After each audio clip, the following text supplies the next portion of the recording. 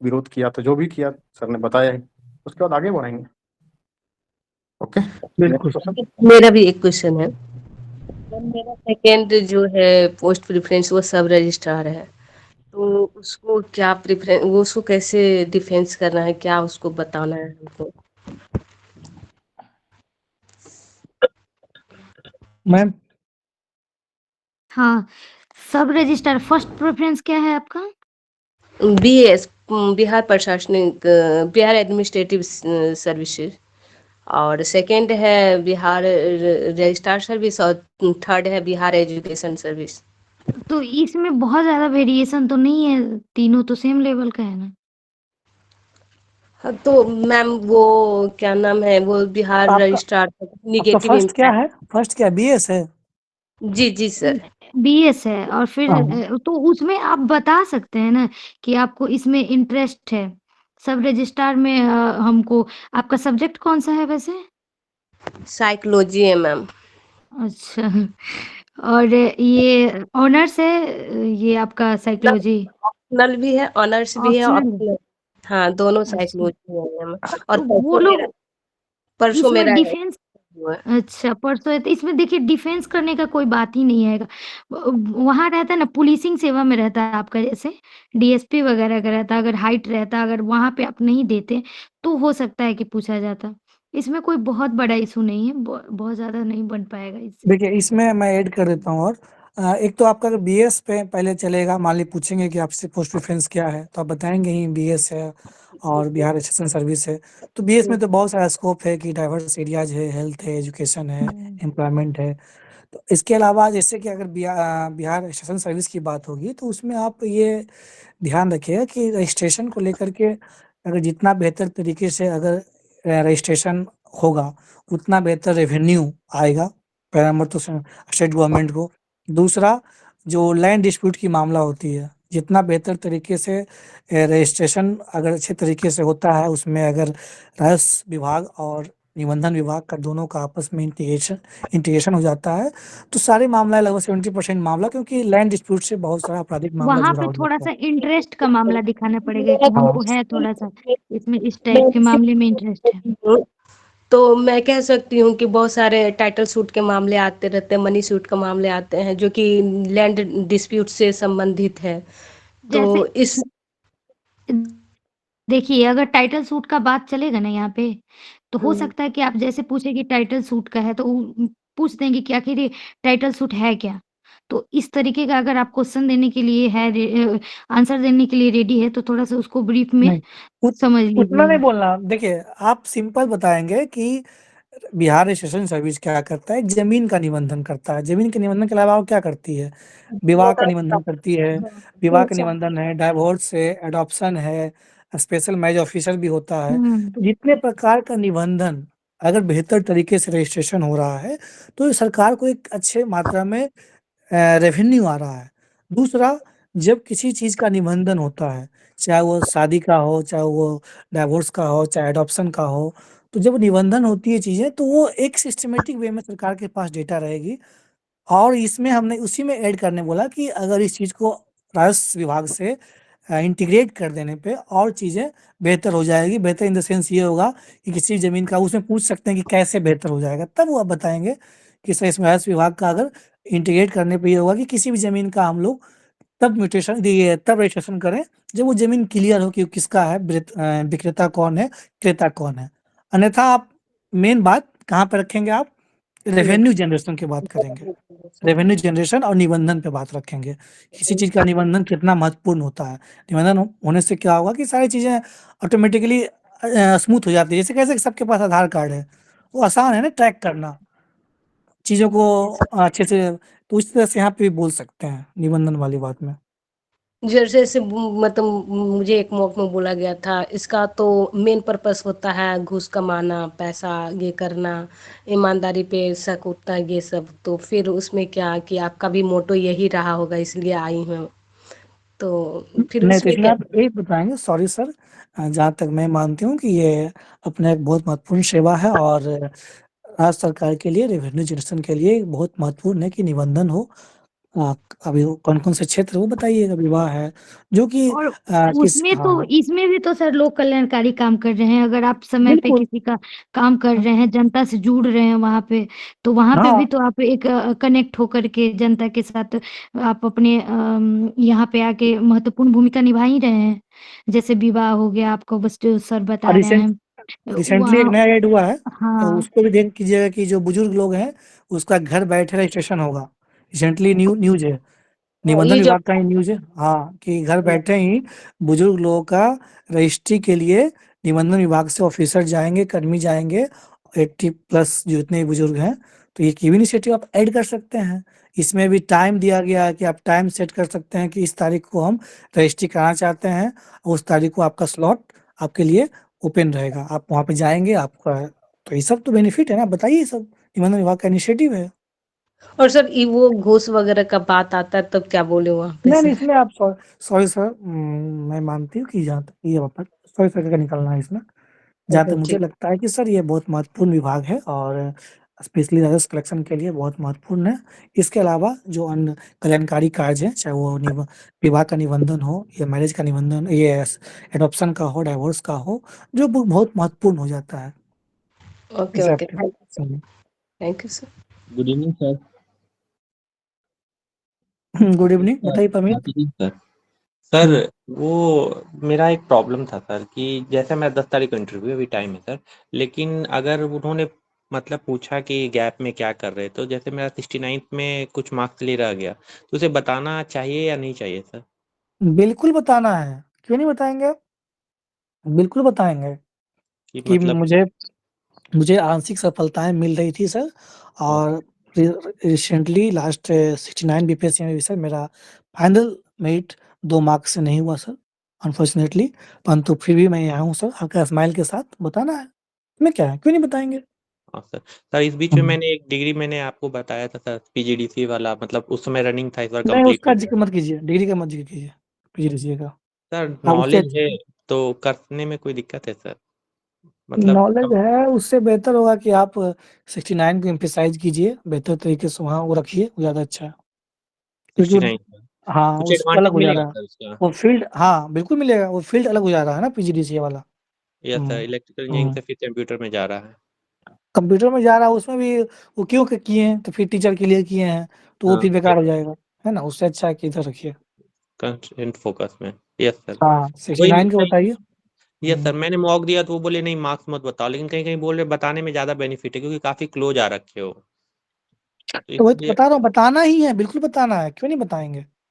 Yes sir, वही sir मैं आपसे वो आपका कन्फर्म करने के लिए। अचीवमेंट है वो बताना है। Yes sir. और सर जैसे आपका अचीवमेंट भी इस बार पूछा जा रहा है, तो स्पोर्ट्स का पुराने टाइम का बता सकते हैं, स्कूल टाइम का या कॉलेज टाइम का ही बताना ठीक होता है? नहीं, नहीं, ऐसा कोई ज़रूरी नहीं है। आप बताएँ कि सर मैंने सेकेंडरी एजुकेशन में मैंने ये किया, आप जैसे इंटरमीडिएट मैंने एजुकेशन में रीजनल ये गेम किया। कबड्डी का खेला है सर, तो मैंने हॉबीज में हाँ, भी डाल रखा है, तो वो हाँ, बिल्कुल बताना बताना एज है। देगा ना? बिल्कुल, बिल्कुल, बिल्कुल। यस सर, वही है सर। 10th, ग्रेजुएशन, 12th जिसमें आप कुछ एक्सेल किए हैं लाइफ़ में, जो रखिए वहाँ पे। यस सर, ठीक है सर। और मैम हेलो। आपको यस सर, नहीं, नहीं, थैंक यू पूछो। सर। हेलो सर, हाँ, तो पूछ कार्तिकेयन सर। हेलो।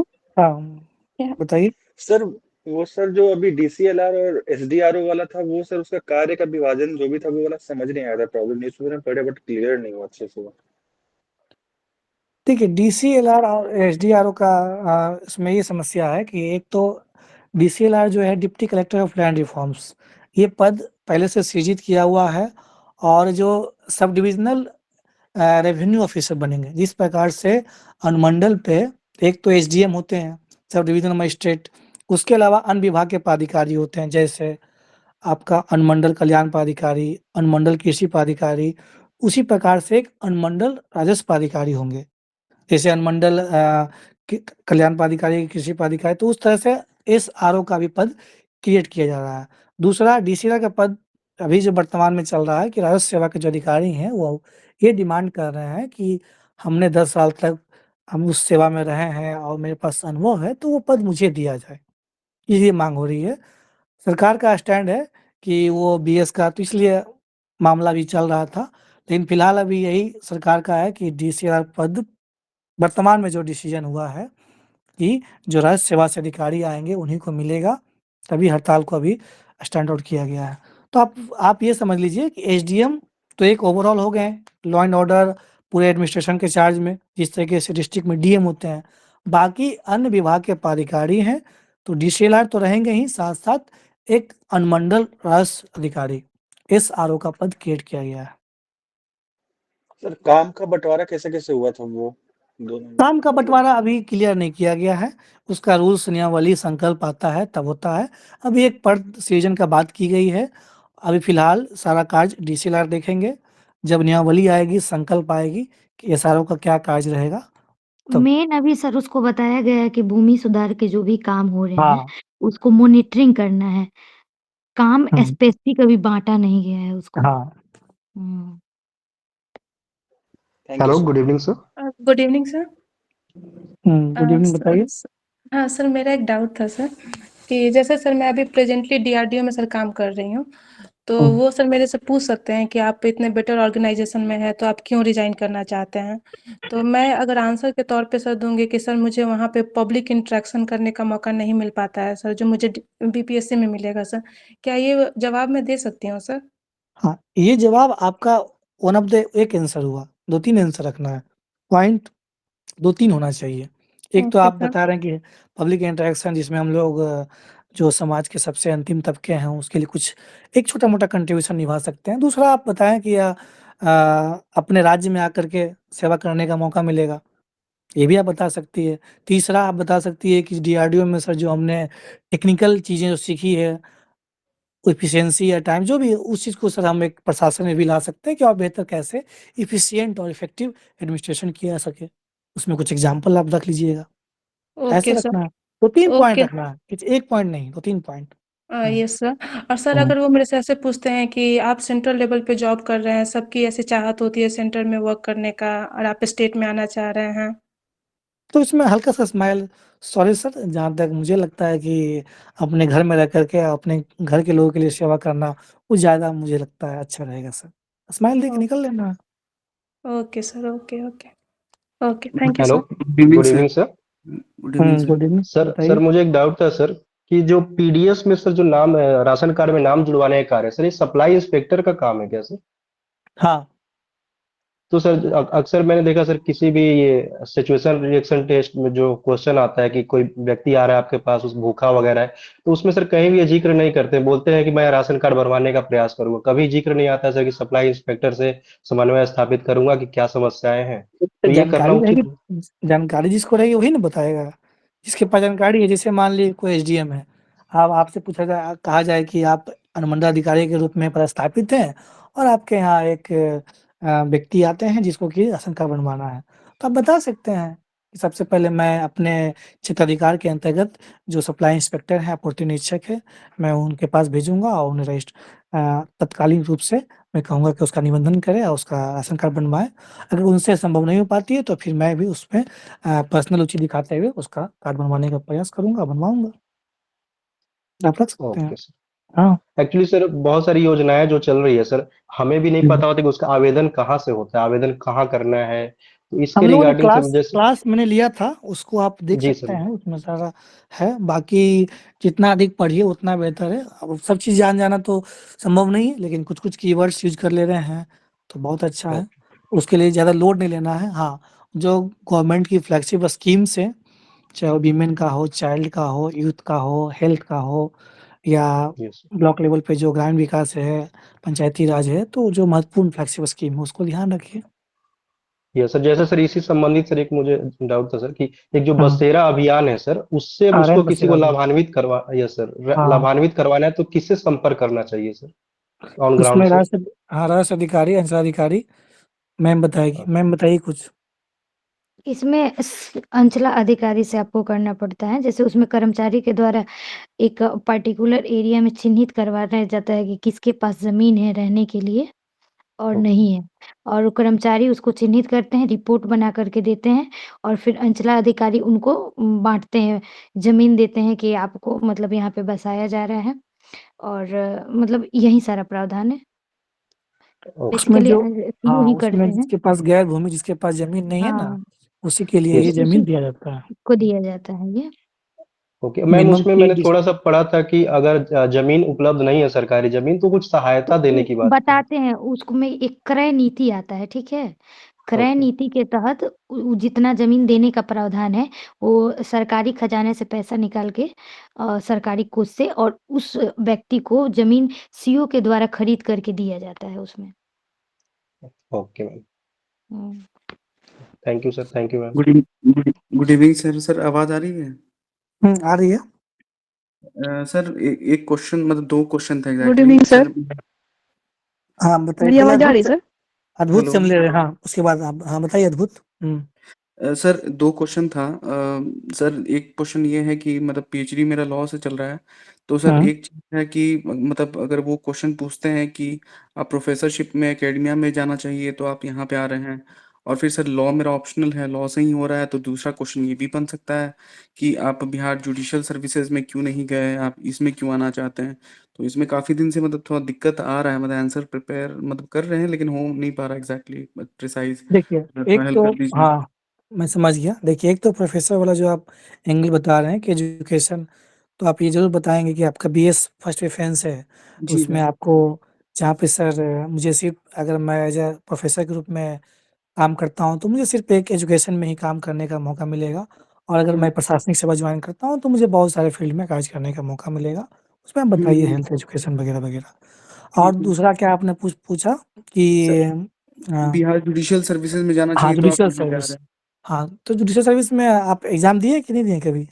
सर दिए तो एग्ज़ाम नहीं है, इंटरेस्ट ही नहीं है। अच्छा, इंटरेस्ट ही नहीं है। हाँ, तो आप यही बताइए। पहला तो आपका यही रहेगा कि it's not of my work area choice, ये आप बताइए। ये तो पक्का बताना है कि मेरा पर्सनल इंटरेस्ट नहीं है। और दूसरा सर सर शुरू से ही मतलब मुझे इंटरेस्ट रहा है कि प्रशासनिक सेवा में जॉइन करने का, इसलिए मैंने एग्ज़ाम दिया।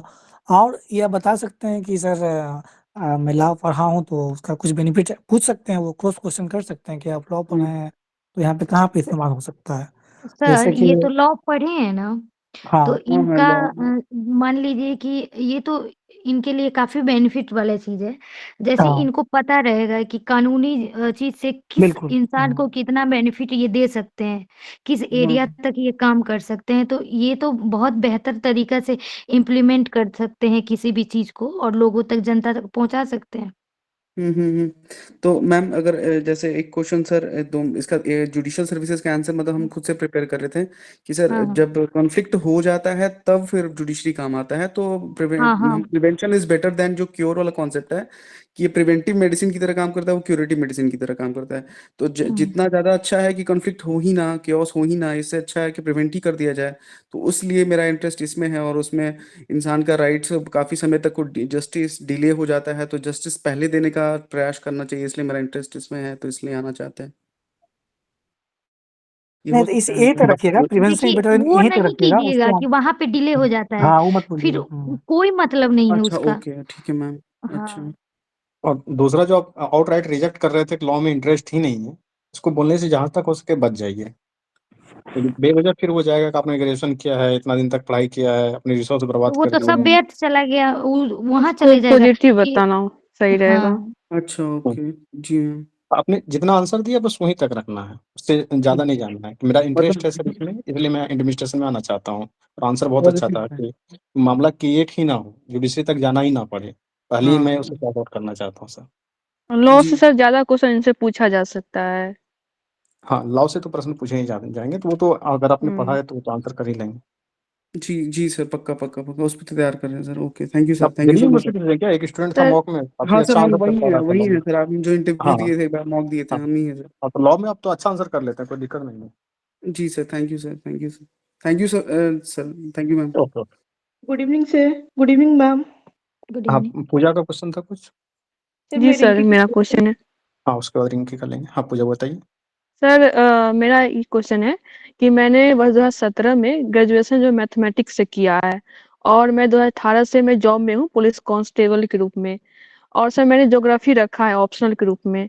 तो मेरा ये क्वेश्चन है कि जब वो पूछेंगे कि मैथमेटिक्स की जगह ज्योग्राफी क्यों लिया, तो हम इसका एक मजबूत आंसर खोजना चाह रहे हैं सर, जो लॉजिकल हो, और मेरे जो पोस्ट प्रेफरेंस है उसके पर्सपेक्टिव भी हो, और ये हमारे आगे प्रशासन में भी यूजफुल हो, इस तरह का आंसर हम खोजना चाह रहे हैं।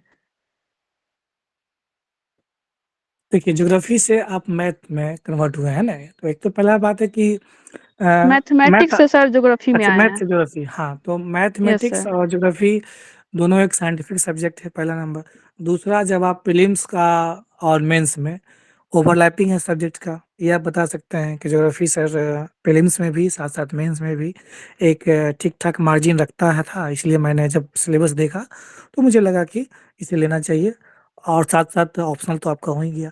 तीसरी बात की ज्योग्राफी का अगर आप बात करना चाहेंगे तो इसमें भी आप बात कर सकते हैं कि प्रशासन में कैसे यूज कर सकते हैं। तो अभी स्पेशली जो बिहार का जो आपका ज्योग्राफिकल फीचर्स है, एक तरफ सुखाड़ एक तरफ बाढ़, क्या चैलेंजेज है, उस पर भी आप बात कर सकते हैं। और जहाँ तक रही बात मैथ की, तो मैथ का तो बहुत इम्पोर्टेंस है। जब आप प्रशासन में आते हैं तो जितने भी डेटा, जो भी फंड्स वगैरह आता है, तो बेहतर तरीके से उसका यूटिलाइजेशन हो। एसी बिल है, डीसी बिल है, यूसी बनता है, तो बेहतर तरीके से उसका यूटिलाइजेशन हो, पहला। दूसरा, जब ऑडिट का कार्यक्रम होता है, जितने भी फंड आते हैं उसका ऑडिट होता है, तो उसका ऑडिट का अगर आपके पास बेहतर मैथमेटिकल स्किल्स है, लॉजिकल नॉलेज है, तो आपको बेनिफिट करता है। तो एक तो फंड का जो चीज़ें हैं कहाँ से आ रही है, उसका बेहतर आप लेखा-जोखा मॉनिटरिंग कर सकते हैं। तो मैथमेटिक्स का यहाँ पे यूज़ है। बताइए, ओके सर। क्लियर और हुआ? सर अगर यूँ कुछ और पूछते हाँ, हैं कि सर हुँ। कि ज्योग्राफी क्यों लिया? कोई और सब्जेक्ट लेते या फिर मैथ ही आप कंटिन्यू करती तो क्या बोलते सर? तो मैथ में आप बताएँगे, सिंपल सा जो प्रैक्टिकल बात है कि आपका ना तो पीटी में कहीं बहुत ज़्यादा स्कोप है, बहुत मात्र 10 नंबर का है। उसके अलावा आप मेंस में भी डीआई है तो थोड़ा वो एक अलग ही हो जाता है। तो इस हिसाब से आप बोल सकते हैं। बाकी हमने सर मैथ पढ़ा ही था, तो मैं चाह के ऐसा सब्जेक्ट लूँ जो कि हर जगह, और आपको जीएस 1 में भी बेनिफिट हो रहा है, ये प्रीलिम्स में भी हो रहा है, मेंस में भी हो रहा है, साथ-साथ आपका ऑप्शनल भी कवर हो रहा है। तो आप वो बता सकती हैं, कोई दिक्कत तो नहीं उसमें है। ज़्यादा वो उसपे यही आप बात रखेंगे कि ओवरलैपिंग कर रहा था सर, और बाकी सब मैंने लाइट वे में लिखे। सर मैं 3 साल तो मैथमेटिक्स पढ़ा ही था, तो सोचा मैं अलग सब्जेक्ट को एक्सप्लोर कर लूँ, और ये बात बता सकती हैं। सर एक और ये भी बोल सकते हैं साथ क्या में जॉब में कि भी है ना। ज्योग्राफी पढ़ने से सर एक होलिस्टिक अप्रोच भी हमें मिलता है, हाँ, बोल अपने सकती हैं, समाज, क्यों अपने नहीं? क्षेत्र को आप समझने का वो तो आइडिया आपका जो है पूरा डेवलप हो। बिहार ही ज्योग्राफिकल रीजन से है, तो अलग-अलग चैलेंजेस तो हैं ही। उसमें पूरा बाढ़, सूखा, कहाँ का भूकंप, सारा कुछ देख लेना है, जो चुनौतियाँ हैं। और एक पॉइंट जी ये भी सर। ऐड कर सकते हैं, चूंकि आप जॉब में ग्रेजुएशन के जस्ट बाद से चले गए थे, तो बताएंगे कि सर जब मैं तैयारी करना स्टार्ट की तो समय और सिलेबस के साथ संतुलन बनाने में ज्योग्राफी मुझे काफ़ी महत्वपूर्ण सब्जेक्ट लगा। इसलिए मैंने एक नए सब्जेक्ट के रूप में और नया इंटरेस्ट जगा, और इसलिए मैंने इसे पढ़ना स्टार्ट किया। एक पॉइंट दे सर सकते हैं तो 4-5 पॉइंट हो जाएंगे, तो आई सर थिंक वो चूँकि पढ़ने जॉब में में है काफी। ये, और उन लोग को अगर पता चलता है कि ये जॉब में है, महिला भी हैं, तो उस क्षेत्र से निकल कर के बाहर आ रही हैं, या फिर वहाँ पे महिलाओं को क्या-क्या दिक्कत का सामना करना पड़ रहा है, ये सारी चीज़ें भी तैयार होना चाहिए, क्योंकि वहाँ जा सकते हैं, विशेषकर महिलाओं की समस्याओं पे। हाँ, तो जी मैम। इसका तो हुँ। इनका प्रिपरेशन सेट किया हुआ है, बहुत अच्छे से आंसर कर लेती हैं। हाँ, तब बढ़िया है। और एक मैम ये भी है कि मैं बिहार पुलिस में हूँ हुँ, हुँ। और मैंने फर्स्ट प्रायोरिटी पर बिहार प्रशासनिक सेवा रखा है, हुँ। और सेकंड पर बिहार पुलिस सर्विस है, और थर्ड पर जो है रजिस्ट्रार की सेवा है। तो इसमें क्वेश्चन बना सकते हैं वो ना कि पुलिस को छोड़ के आप बिल्कुल, यहाँ प्रशासन पे में तो क्यों अगर आना चाहते बनाना हैं? चाहें तो हाँ, बन जाएगा। तो देखिए वही है, बिहार एडमिनिस्ट्रेटिव सेवा में अगर जाती हैं तो आपको वेरिएशन है, अलग-अलग डिपार्टमेंट के साथ आप जैसे डिज़ास्टर मैनेजमेंट हो गया, पब्लिक एंड हेल्थ सैनिटेशन हो गया, आपको एजुकेशन हो गया, तो ये डाइवर्स नेचर का है ना। यहाँ पे अगर पुलिस में रहती हैं तो आप बताइए उनको कि पुलिस में सिर्फ़ एक ही एरिया में रह के काम करने का मौका मिलेगा। वहाँ पे आप अलग-अलग क्षेत्र में जाके मैक्सिमम ये लोगों से कनेक्ट कर पाएँगे। तो वहाँ पे इसको आप ऐसे कवर कर सकती हैं। जी मैम। चूँकि बिहार में 48 विभाग है मैम, तो हाँ, बता हाँ। सकते हैं कि 48 विभाग के लगभग मुझे काम करने का अवसर मिल सकता है सर इसमें हाँ, जाने के बाद? बिल्कुल। जी, thank you ma'am. Thank you sir. हुँ, next. Okay, good evening ma'am. Good evening sir. हुँ। सर मैं रिंकी कुमारी। हाँ, बताइए। हेलो।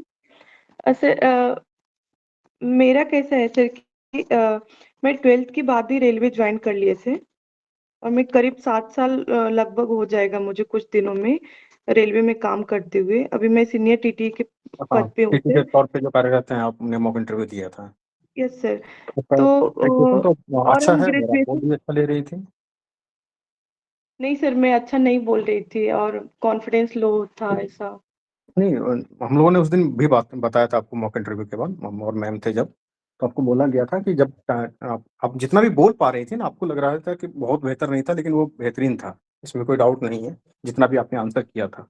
आपको उस दिन भी फीडबैक दिया गया था। उसके बाद ये भी बताया गया था आपको कि जब टाइम मिले तो छुट्टी लेने का प्रयास कीजिए, और छुट्टी लेकर के इंटरव्यू में थोड़ा और समय देने की आवश्यकता है आपको भी। करंट अफेयर वगैरह पढ़ने की आवश्यकता है। तो उन सेक्शन में आपको जो फीडबैक दिया गया है, वहाँ पे काम करने की आवश्यकता है। कॉन्फिडेंस को लो नहीं करना है।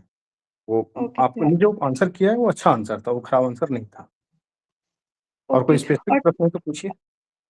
एक है सर कि हमने जैसे कि सर डिस्टेंस लर्निंग मोड में डिग्री की है सर, काम करते हुए इग्नू से की हूँ सर। और बैचलर ऑफ आर्ट्स जनरल की है सर, मतलब मेरा ऑनर्स नहीं है सर। तो वहाँ अगर पूछेंगे कि आपका सब्जेक्ट क्या है तो हम क्या आंसर करेंगे सर? क्योंकि बैचलर ऑफ आर्ट्स जनरल वाला है, तो उसमें कुछ मेजर सब्जेक्ट रहते हैं, तो आप यस किसी एक सर, मेजर जैसे कि सब्जेक्ट मेरा को बता हिस्ट्री देंगे कि थी सर और इसमें मैंने किया है। पॉलिटिकल साइंस था सर। हाँ, तो आप बता देंगे कि सर मैंने हिस्ट्री में, या फिर क्या कहते हैं पॉलिटिकल साइंस में, जनरल आर्ट्स के साथ इसको मेजर सब्जेक्ट रखते हुए किया है। Okay sir. और सर ज्योग्राफी हम ले लिए सर ऑप्शनल, तभी मुझे इतना जानकारी नहीं थी कि ये इस प्रकार से इंटरव्यू में क्वेश्चन पूछा जाता है। मुझे ज़्यादा मार्क्स, मतलब हम मुझे लगा कि सेफ जोन है, मुझे अराउंड 70 के आसपास आ रहा था जब मैं PYQ लगाए थे तो ऑप्शनल का। तो हम इसलिए ज्योग्राफी ले लिए, हम उतना सोचे नहीं। तो देखिए, अब तो आपने ले लिया है, तो इसमें कुछ कर नहीं सकते हैं कि इसको रिवर्स करने का तो कोई चांस या फिर ऐसा मौका मिलने वाला नहीं है। अब इसमें तो से क्या? जितना आप बेहतर कर सकते हैं, ज्योग्राफी को अच्छे से स्टडी कर लीजिए।